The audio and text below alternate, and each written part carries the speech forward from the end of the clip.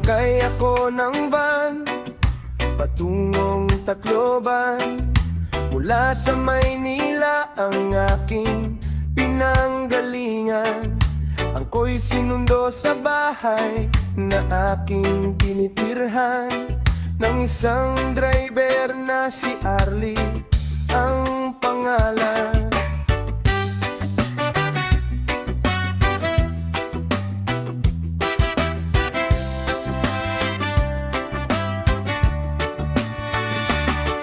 Nang ako'y sumakay, agad kaming bumiyahe. Hindi kami nababagot dahil pala kwento si Arlie.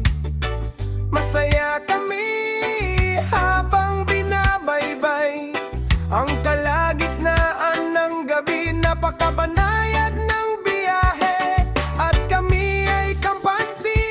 Door to door na biyahe ang gusto ko. Walang hassle dahil hatid sundo ako.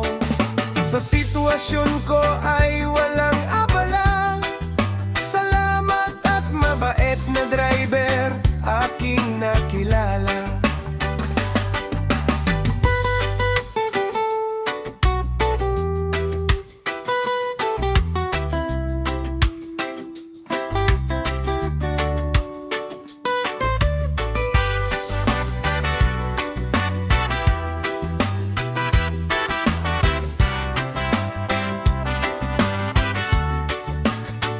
Si Arlie Blanco ay mabait na kaibigan. Parang kadugo ang aming turingan.